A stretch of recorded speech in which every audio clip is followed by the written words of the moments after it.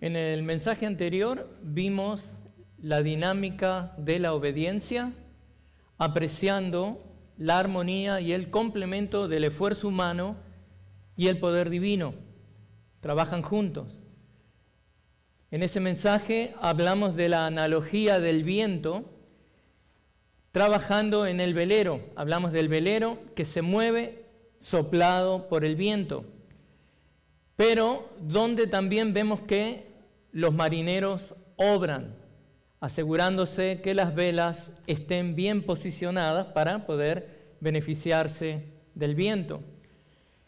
Siguiendo con la misma analogía, imagine entonces que la embarcación está navegando en medio de la neblina y de los vientos cambiantes. La realidad es que el capitán no controla el clima, no controla las corrientes, él no puede controlar las olas, pero sí controla las velas. El viento es provisto, la embarcación ha sido provista, pero también hay algo que ha sido provisto, es la meta, es el lugar hacia donde va esa embarcación.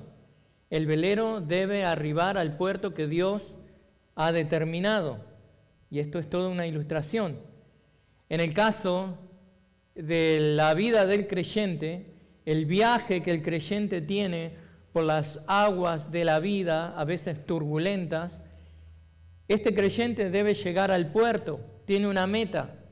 Para el cristiano, esa meta es la conformidad a la imagen de Cristo, es ser hecho como Cristo.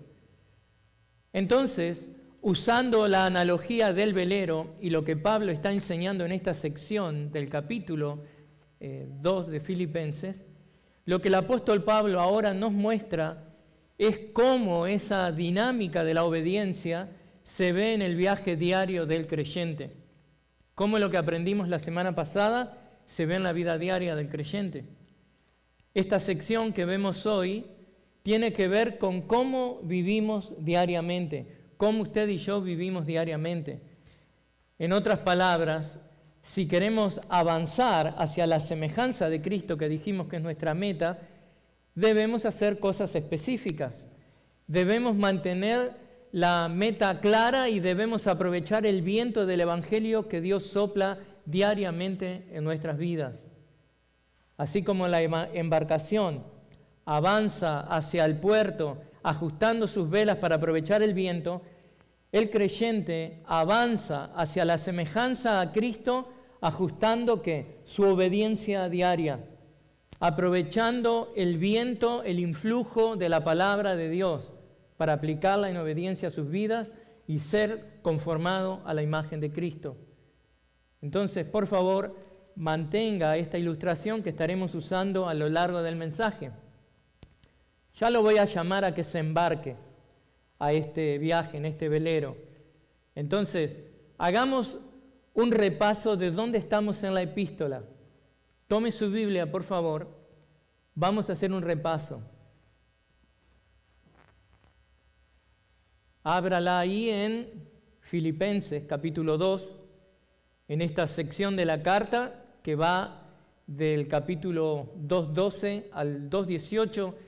Lo que estamos viendo es que Pablo exhorta a los filipenses. Entonces, si usted puede marcar con su dedo ahí en el 2:12 y vamos a hacer un breve repaso. Él los exhorta a que conforme Dios los motiva y los fortalece, son exhortados a que ellos se esfuercen a madurar espiritualmente. Pablo les pide que se esfuercen a convertirse en una comunidad santa. Toda esa sección del 12 al 18 tiene que ver con eso. Pablo les dice que se están dirigiendo a una salvación futura que Dios les ha asegurado, que Dios mismo completará. Es que eso es lo mismo que nosotros, que leemos ahí, que fue comunicado a los filipenses, debemos recordarnos a nosotros mismos. Todo lo que Dios está haciendo ahí, desde el 2:12 al 2:18. Dios nos motiva, nos fortalece para que luchemos y nos esforcemos en convertirnos en creyentes que son maduros espiritualmente. Entonces, debemos alentarnos con eso, más sabiendo, como les decía, que nos dirigimos hacia la salvación futura que Dios va a completar. Esa salvación futura Dios ya la ha dado, pero Él la va a completar. Entonces, en esta sección que ustedes están marcando ahí, del 12 al 18, Pablo provee 3 imperativos, 3 órdenes, y quiero que lo vean conmigo. El primero lo vimos la semana pasada, dice en el versículo 12, ocúpense. Ese es el primer imperativo. Ocúpense en su salvación con temor y temblor. El apóstol les recordó que Dios es quien está obrando en ellos para producir lo que Dios desea para sus vidas. El segundo imperativo es el que vamos a ver hoy. Segundo mandamiento que Pablo pone en esa sección. Hagan todas las cosas sin murmuraciones ni discusiones. Eso está en el versículo 14. El tercer imperativo, el tercer mandamiento, si Dios quiere lo vamos a ver la semana que viene. ¿Y qué es lo que dice? Pablo les pide a los filipenses que se regocijen en Dios. Entonces, versículo 18, y también ustedes les ruego, regocíjense de la misma manera y compartan ese gozo conmigo. Entonces, en una sección, hermanos, que de trasfondo tiene el tema principal de la obediencia, Pablo les está enseñando a los filipenses que la dinámica de la obediencia que viéramos la semana pasada, que es Dios quien está en acción, pero nosotros también tenemos responsabilidades. Eso se va a traducir en la práctica concreta de esa obediencia. Lo que veremos hoy es como, digamos, el cómo obedecemos. Esa obediencia se ve en la realidad de que nos ocupamos en la salvación con temor y temblor. Y luego Pablo nos muestra, que lo vamos a ver la semana que viene, cuál es la actitud emocional que eso trae de ser obedientes. ¿Cuál es la actitud emocional que corona esta obediencia? Algo que veremos justamente cuando estudiemos los versículos 17 y 18. Pero para comenzar con el mensaje de hoy, quería darles ese repaso. Y ahora sí vamos a leer, ahí en el capítulo 2, vamos a leer los versículos 14 al 16. Hagan todas las cosas sin murmuraciones ni discusiones, para que sean irreprensibles y sencillos, hijos de Dios sin tacha en medio de una generación torcida y perversa, en medio de la cual ustedes resplandecen como luminares en el mundo, sosteniendo firmemente la palabra de vida, a fin de que yo tenga motivo para gloriarme en el día de Cristo, ya que no habré corrido en vano ni habré trabajado en vano. El mensaje de hoy es las evidencias de una obediencia genuina, porque quiero que sea consciente de que muchas veces vemos obediencia, pero que no es obediencia genuina, es obediencia fabricada por el hombre, es una obediencia solamente externa.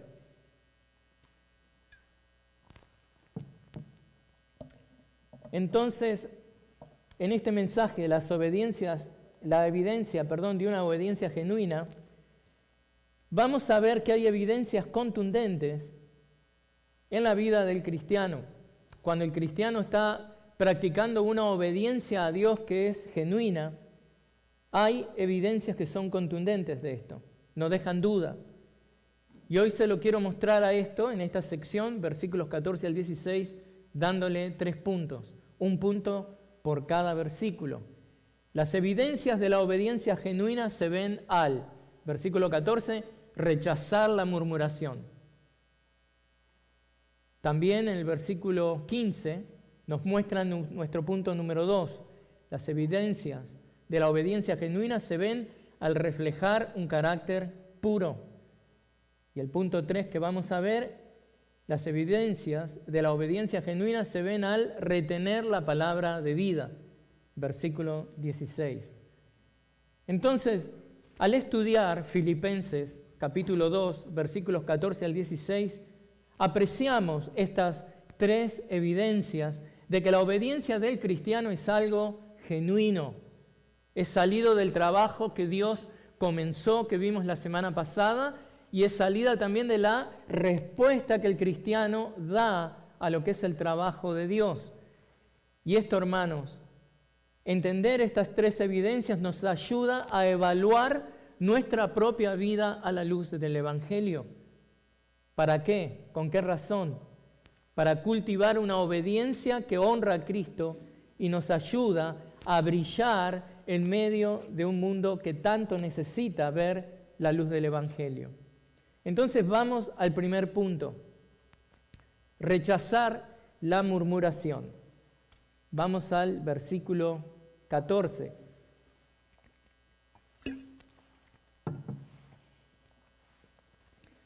Una de las evidencias de la obediencia del cristiano es que éste hace todas las cosas sin murmuraciones ni discusiones. La obediencia genuina se ve primero en el corazón, no solo en las acciones. Es importante ser obediente aun cuando no queremos, es verdad, pero la obediencia genuina empieza en el corazón. Dado que la obediencia verdadera nace de la obra que Dios está haciendo en nosotros, esto se va a traducir en señales visibles. Es que esto, en un sentido, miren, tiene todo el sentido del mundo. Porque usemos, por ejemplo, lo que se nos enseña acerca de ser agradecidos. Ser agradecidos es una marca del creyente verdadero. Así que una persona agradecida no solamente es agradecida porque sí, porque es su naturaleza, sino que es un fruto, una obediencia. Eso lo vemos en 1 de Tesalonicenses 5:18, Colosenses 3:15. Porque lo contrario sería que exhibir una conducta desagradecida como lo hace cualquier persona que no es nacida del Espíritu de Dios. Eso es lo que nos dice Pablo en Romanos 1:21, cuando él dice, pues aunque conocían a Dios, no lo honraron como a Dios ni le dieron gracias. El punto que estoy haciendo es que de la misma manera que la naturaleza nueva del creyente producirá actos que son acordes a su nueva naturaleza, en este caso ser agradecido, de la misma manera esta nueva naturaleza va a producir una obediencia que es genuina y que se va a ver, en este caso, en rechazar la murmuración. Se va a ver con una conducta de agradecimiento, de paz, de dominio propio, que fíjense que son lo contrario a murmurar. Si no soy agradecido, voy a murmurar. Si no tengo paz, voy a murmurar. Si no tengo dominio propio, voy a murmurar. Lo contrario a la murmuración no es el silencio que yo haga, sino un corazón que agradece, un corazón que está contentado con lo que Dios le da, un corazón que alaba, un corazón que obedece con gozo. Entonces, ¿cómo honra el creyente a Cristo? Dios espera que demostremos una obediencia gozosa, con una disposición humilde, con unidad en el seno de la iglesia, con agradecimiento, es decir, obedecer sin resistencia interior, hablar sin queja, mantener paz y armonía, responder con gratitud. Murmurar es cuando nos quejamos detrás de bastidores, o sea, nadie está ahí, ¿no? Uno no lo hace desde el púlpito, uno no lo hace cuando por ahí lo ven, pero uno está protestando, mostrando descontento, que es expresado muchas veces en murmullos. Uno sabe que hay algo ahí, ¿no? Cuando ve y escucha hay unos murmullos. Con la inclusión de este término, murmuración, que Pablo está usando acá, muy probablemente Pablo está haciendo alusión a los textos del Antiguo Testamento donde la palabra de Dios muestra la murmuración de los israelitas contra Dios. Por ejemplo, uno de los términos que es usado en el Antiguo Testamento en Éxodo 16, del 7 al 8, dice lo siguiente, ese texto: por la mañana verán la gloria del Señor, pues Él ha oído sus murmuraciones contra el Señor. ¿Qué somos nosotros para que ustedes murmuren contra nosotros? El versículo 8 dice, y Moisés dijo, esto sucederá cuando el Señor les dé carne para comer por la tarde y pan hasta saciarse por la mañana, porque el Señor ha oído sus murmuraciones contra él. Pues, ¿qué somos nosotros?, pregunta Moisés. Sus murmuraciones no son contra nosotros, sino contra el Señor. Y hermanos, estoy convencido de que Pablo conecta Filipenses 2:14, que es el versículo que estamos viendo, con Éxodo 16, versículos 7 al 8. Y lo hace para enseñar que la murmuración no es un pequeño pecado, no es un pecadito. La murmuración es un pecado serio, porque es repetir el patrón de incredulidad de Israel contra Dios en el desierto. Miren por qué les digo esto. Si quiere ir conmigo ahí a Deuteronomio 32:5. Deuteronomio 32:5. Veamos lo que Moisés dice acerca del pueblo por haber murmurado contra Dios. Dice, en forma pervertida se han portado con él. No son sus hijos, debido a los defectos de ellos. Son una generación perversa y torcida. O sea, Pablo está evocando el ejemplo negativo de Israel en el desierto. Por eso, les ordena a los filipenses a que hagan las cosas sin murmuraciones, sin quejas contra Dios y sin discusiones, sin contiendas, sin pleitos, sin resistencia. Los filipenses son llamados a no cuestionar la provisión de Dios, a no dudar de la bondad de Dios. Contrariamente al pueblo de Israel, la iglesia en Filipos debía ser fiel a Dios. Si Israel murmuró en el desierto, los filipenses deben vivir sin murmuraciones. Entonces, debido a la murmuración contra Dios, Moisés describe a los israelitas como una generación maligna y perversa. Y aquí en Filipenses, Pablo usa esa misma descripción, pues generación maligna y perversa, para hablar de la cultura que rodeaba a la iglesia.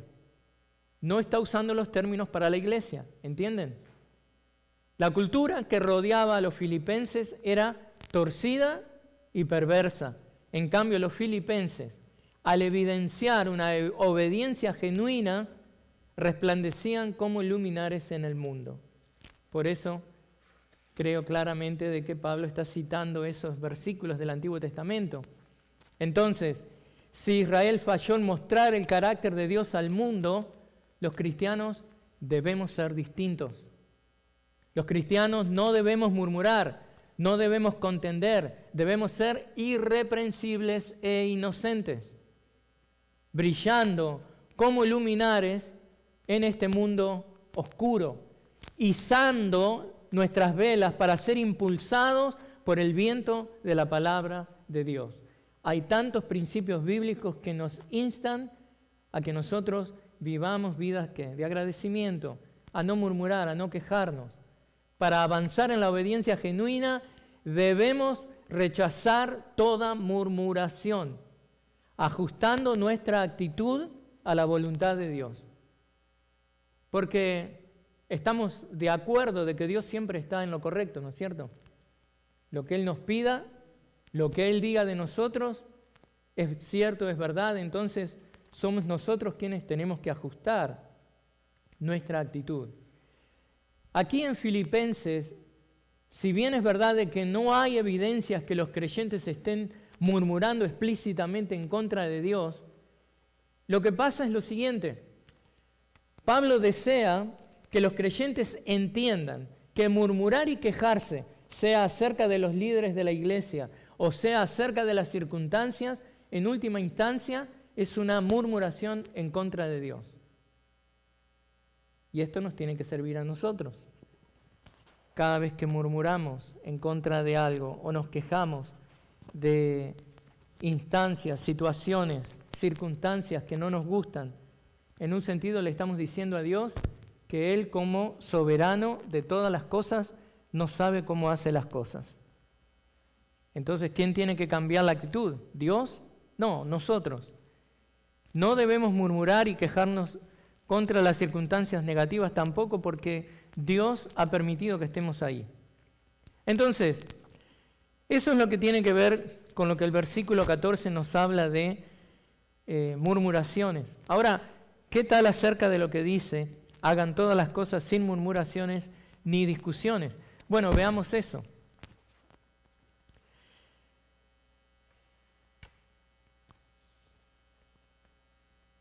Me perdí. Pablo desea que los creyentes entiendan que murmurar y quejarse es algo malo, pero también habla de discusiones. Discutir se refiere a esto, miren, intercambios verbales que tienen lugar cuando se están expresando ideas contrarias. Hay una disputa en esto.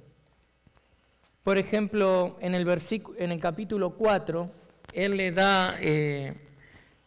le dice a Pablo, a Evodia y a Síntique, de que no discutan, de que el problema que están teniendo lo lleven a una resolución, es más, le pide a alguien que intervenga.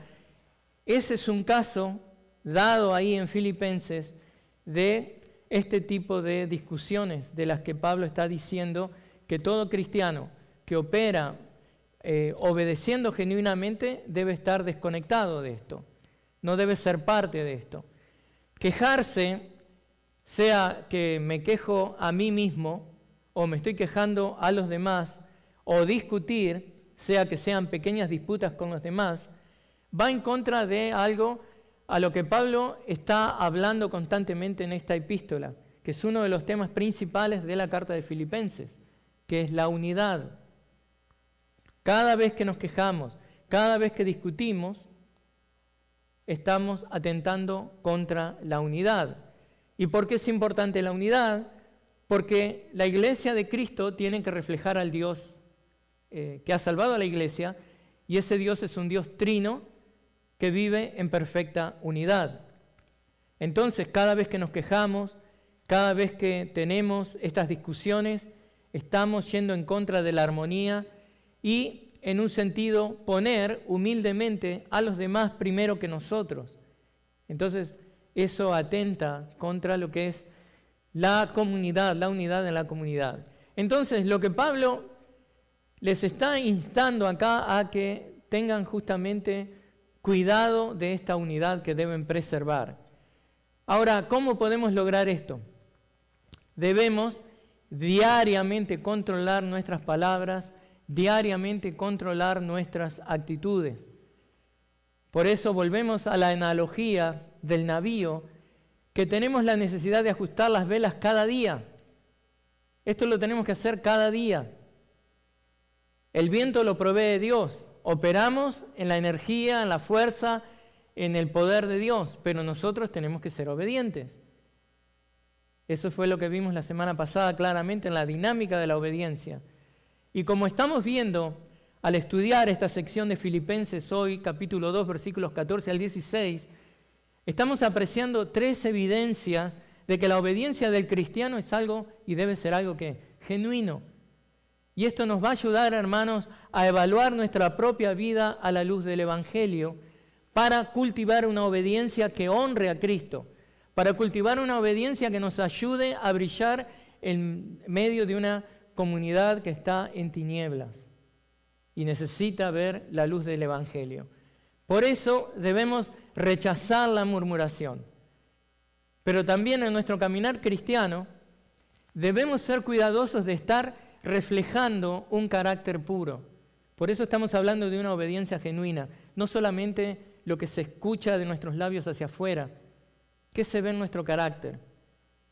Que la razón por la que no murmuramos y no entramos en pleitos y contiendas es porque nuestro carácter es puro y está produciendo eso, porque Dios lo está produciendo. Entonces, debemos ser cuidadosos de reflejar este carácter puro, es lo que nos dice Pablo ahora en el versículo 15, porque esa es otra evidencia de la obediencia genuina. Y ahora, entrando a nuestro punto 2, otra evidencia de que nuestra obediencia genuina es que reflejamos un carácter puro. Versículo 15. Pablo declaró, en un sentido, el propósito por el cual los creyentes debían hacer todas las cosas sin murmuraciones, sin discusiones. Él dice en el versículo 15, ¿cuál es el propósito de esto? Para que sean irreprensibles y sencillos, hijos de Dios sin tacha en medio de una generación torcida y perversa, en medio de la cual ustedes resplandecen como luminares en el mundo. Entonces, la obediencia genuina produce un carácter visible. Y esto es obra de Dios.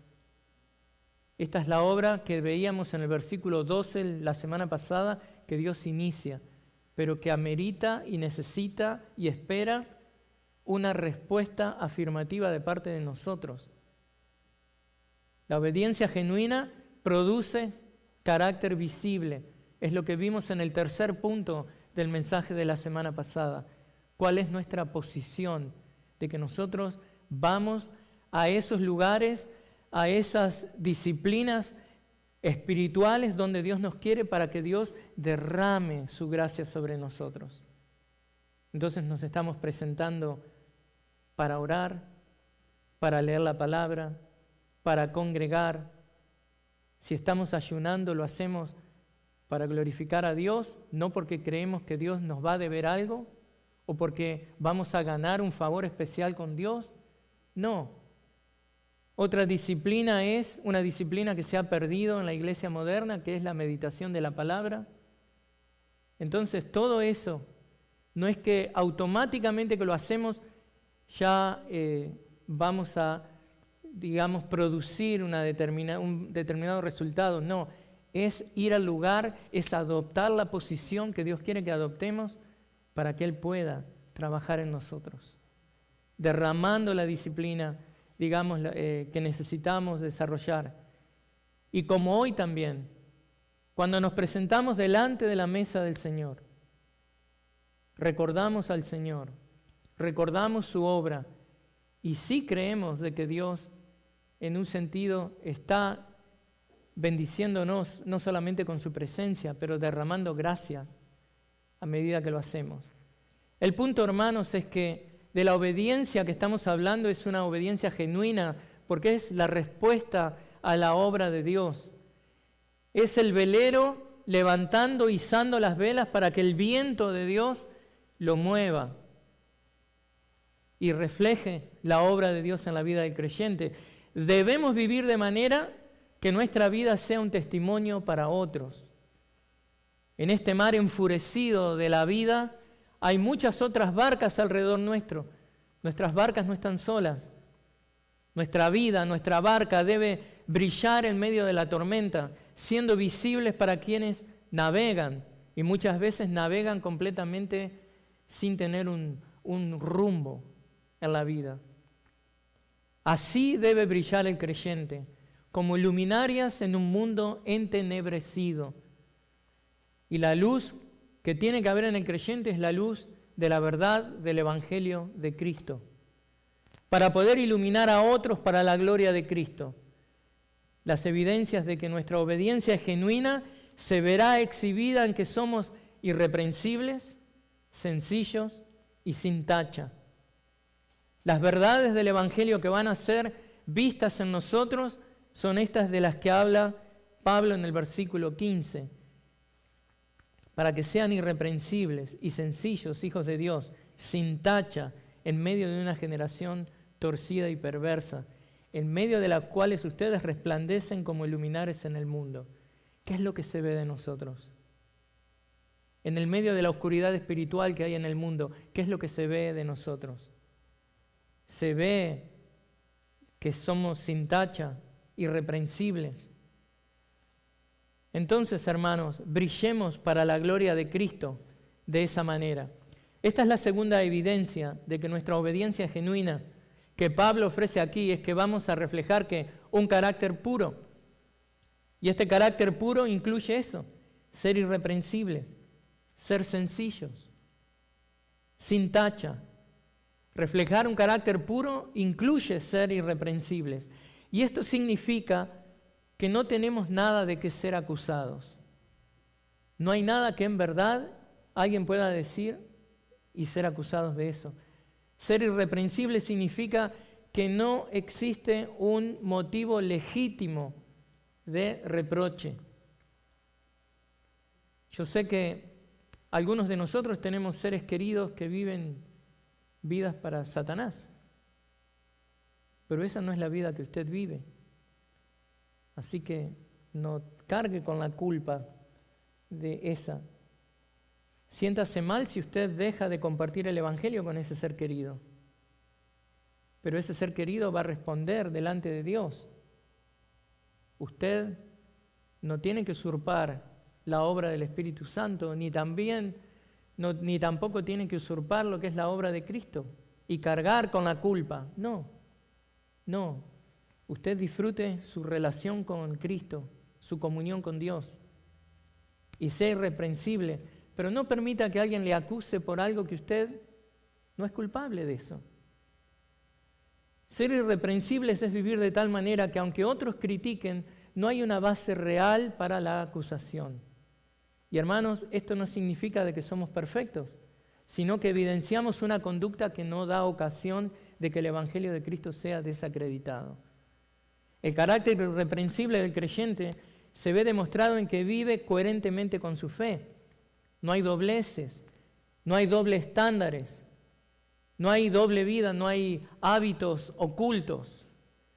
En el contexto de obediencia y humildad en el que estamos viendo esta sección que Pablo le escribe a los filipenses, lo que Pablo resalta es que ser irreprensible significa que nuestras actitudes y nuestras acciones reflejan el carácter de Cristo. Y esto se ve especialmente demostrado en nuestro trato con los demás. Esto también se ve demostrado en la unidad que fomentamos en el seno de la iglesia.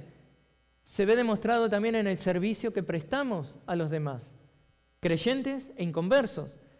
Pero Pablo también le dice a los filipenses que reflejar un carácter puro, al rechazar la murmuración, los hace sencillos o inocentes.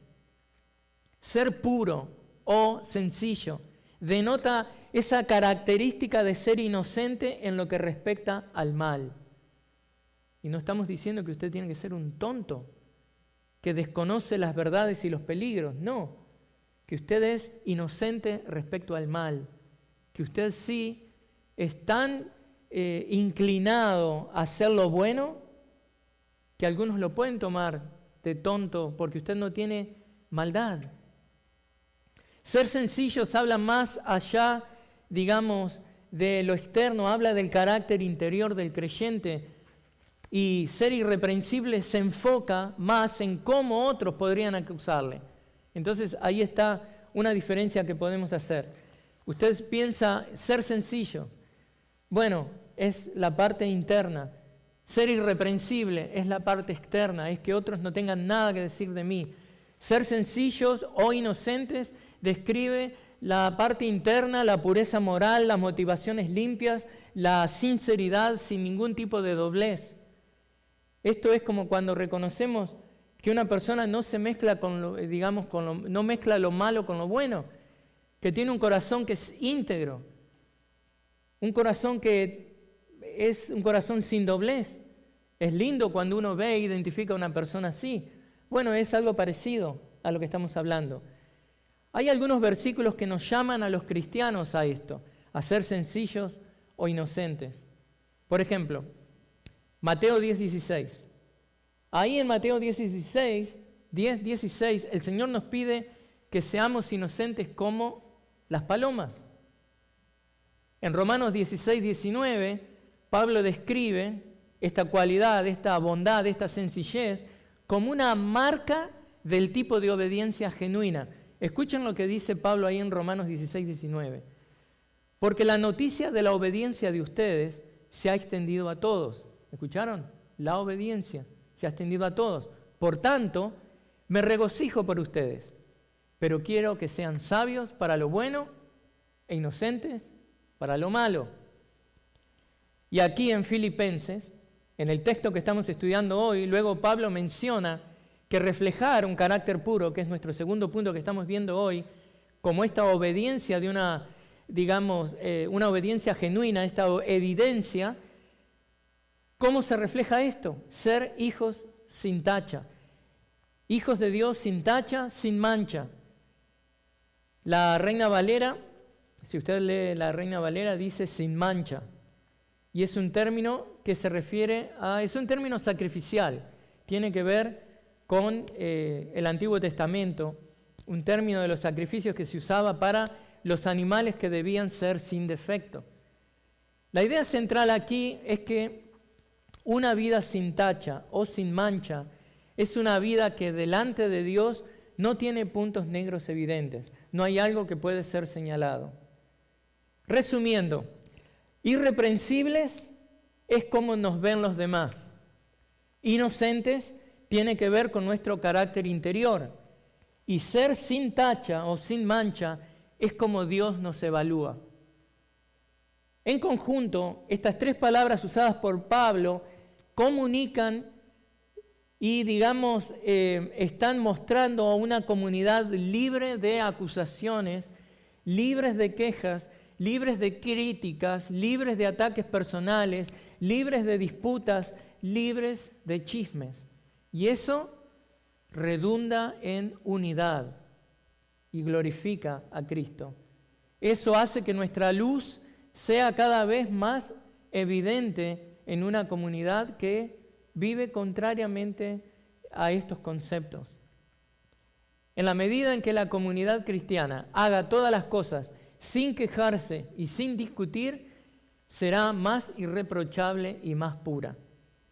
Entonces, si usted alguna vez se ha preguntado, ¿cómo puedo hacer que mi iglesia se vea cada vez mejor en la comunidad? Sea irreprochable, sea puro, tenga este carácter puro que Pablo nos dice que debemos reflejar. Y eso va a ayudar a que nuestra comunidad esté más unida, más visible ante los ojos del mundo, que es lo que dice Juan, el apóstol, ¿no? De que, ¿cómo vamos a ser conocidos? De que nos amamos. Ahora, en vez de preocuparnos, en definitiva, en encontrar las fallas en los demás, que es algo muy típico de nuestra naturaleza caída, lo que debemos hacer es preocuparnos que nosotros no somos hallados en fallas, de que nosotros no tenemos fallas. Es un poco ver, como dice, ¿no? Mirar primeramente nuestro pecado y luego considerar el pecado del otro. Entonces, ahora lo que quiero en esta sección es que miremos un poco más al concepto que habla Pablo en el versículo 15 de hijos de Dios. Pablo no está diciendo que los creyentes deben ser sin tacha a modo de convertirse en hijos de Dios. No es lo que Pablo está diciendo, porque si Pablo estuviera diciendo eso, él está diciendo que la salvación es por obras. Pablo no está diciendo que los cristianos tienen que ser sin tacha para ser hijos de Dios. No. A lo que Pablo se refiere es que como son hijos de Dios, debemos vivir una vida acorde con nuestra verdadera identidad. Que somos hijos de Dios sugiere que los creyentes exhibimos características de nuestro Padre Celestial. Es típico, ¿no es cierto? El Padre tiene un niño, si es varón, generalmente va a mostrar muchas de las fisonomías físicas del Padre, muchas de las cualidades y características. Pasa mucho también con las hijas y las mamás. En un sentido, si Dios tiene hijos que hacen nacer del Espíritu Santo, que regenera y trae a la vida espiritual, y son partícipes de la naturaleza divina, es obvio que vamos a reflejar cosas de nuestro Padre Celestial. Y es lo que Pablo dice acá. Exhibimos características de nuestro Padre Celestial. Y esto no solo hace hincapié a una relación familiar, sino en ese parecido familiar que tenemos que tener con Dios. Entonces, hermanos, así como vimos la obediencia genuina reflejándose en un carácter puro, siendo irreprensibles e inocentes y viviendo de una manera que nuestra vida brille como luminares en este mundo que está en oscuridad espiritual, debemos también mantener ese carácter. Pero esto no depende únicamente de nuestra fuerza o de nuestra buena voluntad. ¿Cómo lo hacemos entonces? Bueno, como veíamos, yendo nuevamente a lo que es la ilustración del velero, al igual que un velero necesita ¿qué? Aferrarse al viento. El velero necesita aferrarse al viento para avanzar hacia el puerto que Dios le ha dado. El creyente necesita aferrarse a algo que lo impulse día a día. Y eso es lo que estamos estudiando en Filipenses 2, 14 al 16, apreciando 3 evidencias de si la obediencia del cristiano es algo genuino. ¿Por qué? Porque esto nos ayuda a evaluar nuestra propia vida a la luz del Evangelio. ¿Para qué? Para cultivar una obediencia que honra a Cristo y nos ayuda a brillar en medio de un mundo que tanto necesita ver la luz del Evangelio. Entonces, hasta ahora que hemos visto que 2 de las evidencias de si nuestra obediencia es genuina es si rechazamos la murmuración y si reflejamos un carácter puro. Pero para lograr eso, debemos sostener firmemente la palabra de vida. Y ese es nuestro tercer punto. Vamos al versículo 16. Debemos retener la palabra de vida. La obediencia verdadera se sostiene cuando nos anclamos firmemente en la palabra de Dios, permitiendo que la palabra de Dios nos guíe nuestras decisiones, guíe nuestras acciones, guíe nuestro corazón, asegurándonos de que nuestro viaje hacia la conformidad, a la imagen, al parecido de Cristo, no se desvíe. Entonces, vamos al tercer punto. Retener la palabra de vida. Pablo explicó cómo los filipenses brillarían como luces en el mundo, aferrándose a la palabra de vida. La palabra de vida es la palabra, se podría decir también sobre la vida, o la palabra que produce vida. Es la palabra de Dios. Esta es una evidencia, pero también, más que una evidencia, aferrarnos, retener la palabra de vida, esto es una necesidad crucial para el creyente. Porque si queremos obedecer genuinamente y no solamente tener una apariencia externa de obediencia, entonces tenemos que retener la palabra de vida. Pablo le pide a los filipenses que vivan sosteniendo firmemente la palabra de vida a fin de que yo tenga motivo para gloriarme en el día de Cristo, ya que no habré corrido en vano ni habré trabajado en vano. La obediencia, hermanos, se mantiene firme y fructífera cuando nos aferramos al Evangelio. Y el Evangelio no es algo que solamente nos sirve cuando creemos. Debemos vivir y debemos predicarnos el Evangelio a nosotros mismos cada día. Porque el mismo Evangelio que nos salva es el mismo Evangelio que nos santifica día a día. Entonces, esto requiere que hagamos de la lectura bíblica una actividad constante, porque es nuestra guía en la vida. La palabra de Dios es esa brújula que nos marca el norte, siempre nos da la dirección correcta. Y cuando estamos en aguas turbias y en oscuridad, también nos ayuda. La palabra de Dios es el viento que debe mover nuestra vida. Es el viento que debe mover nuestra embarcación. No debemos avanzar por impulso propio. Por eso les decía, sino que debemos permitirle a la palabra de Dios que impulse nuestras decisiones, que impulse nuestras acciones. Hermanos, al aferrarnos a la palabra, al sostenernos firmes a la palabra de vida, estamos asegurándonos que nuestra obediencia llegue a la meta que Dios tiene para nosotros. ¿Cuál es la meta? ¿Cuál es el puerto que estamos alcanzando? ¿Se acuerdan? Ser conformados a la imagen de Cristo. Ser como Cristo. Entonces, consideremos lo siguiente. El sostener firmemente la palabra de vida puede ser entendida de 2 maneras y las 2 son maneras válidas.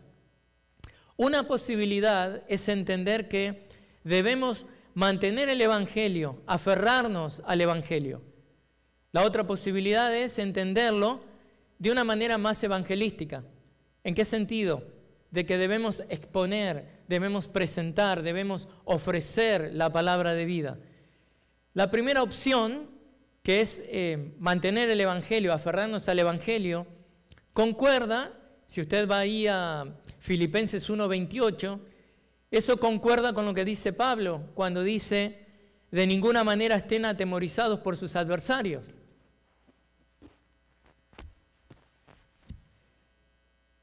Dice Pablo, aférrense al Evangelio.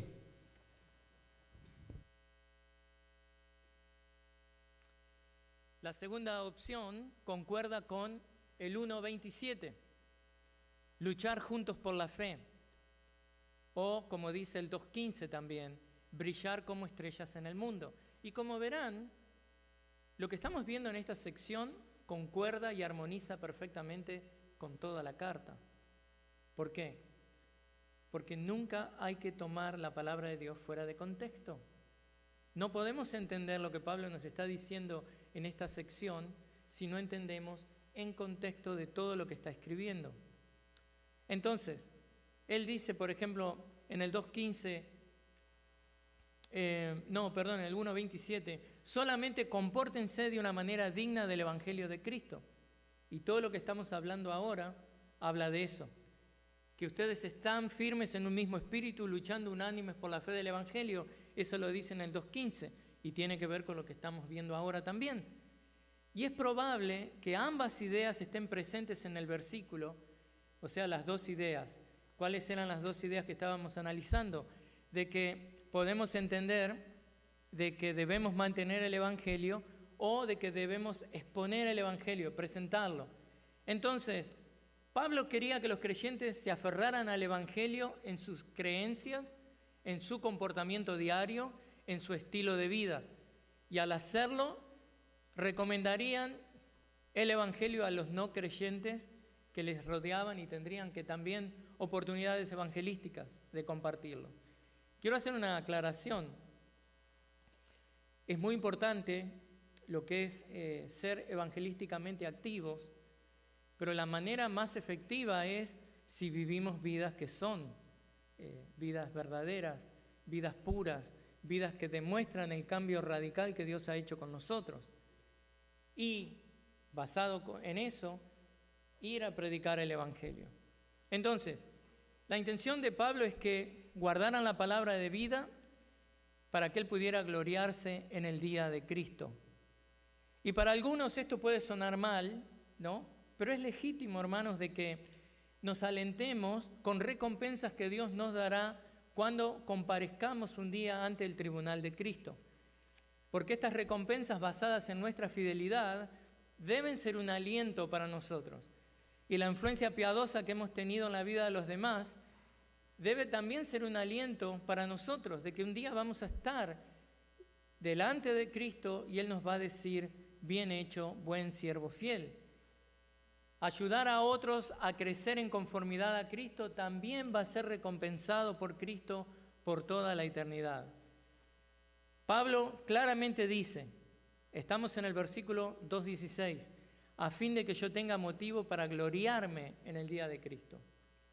Pablo espera gloriarse o regocijarse por ellos, debido a ellos en el futuro, así como los filipenses se regocijarían en el futuro inmediato si Pablo era ¿qué? Liberado. Recuerdan el 1:26, ¿no? Él les dice, para que por su profunda satisfacción por mí abunde en Cristo Jesús a causa de mi visita otra vez a ustedes. O sea, es la misma palabra que Pablo usa en un caso de otro. Ahora, vamos a ver algo también. Hay algo que Pablo nos está mostrando acá, dice, ya que no habré corrido en vano, ni habré trabajado en vano. El contenido acá es del orgullo de Pablo sería que él no corrió en vano, él no trabajó, no hizo ministerio en vano. Pablo utiliza dos metáforas favoritas para describir eso, que tienen que ver con metáforas que ha usado durante su ministerio apostólico. La primera es correr. Pablo veía su ministerio como una carrera, seguramente lo veía más como una maratón que como un sprint, pero él se veía como un corredor. La otra metáfora que usa mucho es trabajar en este caso arduamente, esforzándose. Y esta metáfora la había tomado de lo que era la clase trabajadora en el Imperio Romano, y quizás por la misma experiencia que él había tenido, recuerdan, como fabricante de tiendas de campaña o de carpas, como algunos le dicen. Entonces, él usa estas dos imágenes juntas para hablar de un arduo entrenamiento, de un arduo esfuerzo. Y la lucha de Pablo hasta el punto del cansancio y el agotamiento en el ministerio es algo que él también comunica a los filipenses para que ellos tomen aliento de eso. Entonces, Pablo no parecía dudar de que lo que Dios había empezado con los filipenses lo iba a terminar. Él estaba seguro de que Dios, quien había comenzado la buena obra en ellos, la llevaría a cabo, la terminaría. Entonces, las buenas noticias de esto, de que estas evidencias de una obediencia genuina, seguramente son realidad en nuestras vidas y deben ser realidad en nuestras vidas. Y si no son realidad por ahí en su vida, es un tiempo de reflexión para ver si por ahí o usted está tratando de producirlo o por ahí no está en la fe. Pero las obediencias de una obediencia genuina tiene que ver con cosas bien prácticas: rechazar la murmuración, reflejar un carácter puro, retener la palabra de Dios. Entonces, hermanos, es mi oración que el Señor nos conceda corazones libres de murmuración, vidas marcadas por un carácter puro, por manos que se aferran con firmeza a la palabra de vida.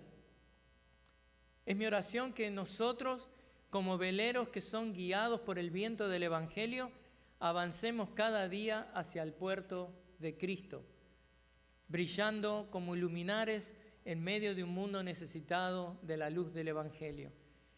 Entonces, que Dios nos ayude a vivir una vida de obediencia que no solamente es una obediencia que se ordena, que es ordenada por Dios, sino que es una obediencia que Dios trabaja en nosotros para que nosotros la demostremos, para que demos evidencias reales y concretas. ¿Para qué?